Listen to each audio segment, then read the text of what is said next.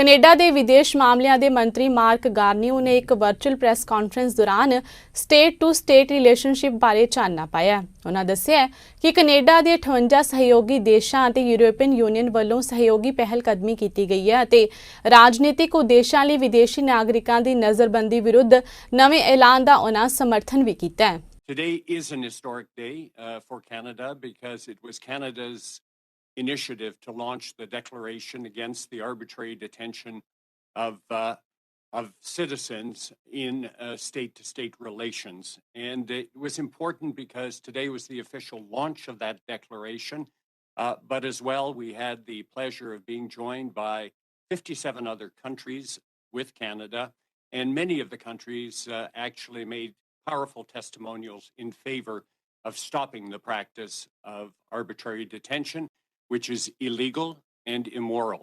So a very important day for Canada launching this initiative. Well, let me tell you what this declaration is. It is a statement by 58 countries that the practice of arbitrary detention is totally unacceptable. It goes against human rights and it is immoral and it has to stop. We did not identify any countries today when we made that declaration. Some of these speakers did identify individual countries, but it is specifically against the practice of arbitrary detention, something that should not have any role to play in state-to-state relations.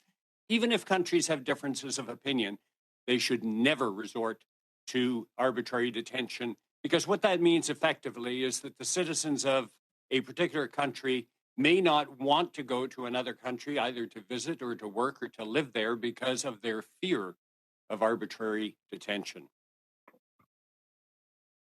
Thank you. Now, just to follow up with a bit of a double-barreled one, just on the number of countries, Ambassador Ray tweeted out this morning that we're now at 59 countries, so I just wondered if it is 59 or 58. And then just the second part of this double-barrel bit is whether or not you think this declaration may be useful for Canada as it continues to convince China to release the two Michaels. Can I get you to speak about how this may fit into Canada's continuing campaign to get the two Michaels out of jail in China? Well, the number of countries at the moment is changing. It is, as far as I was told just before this conference, it's at 58 plus the European Union as a separate entity. We hope that that number is going to increase with time because a number of countries have told us that they're examining the declaration and they may join us later on. Of course, that is our hope. What we hope this declaration will do is make countries who do use arbitrary detention rethink that as a tool, of course, of diplomacy and reconsider that use because it really has no place in the world today. Again, as I've said, it goes against human rights. And so what we're doing with this initial declaration is trying to put pressure on countries that do it and to tell them that this is totally unacceptable and that there are eventually going to be consequences to countries that ignore that.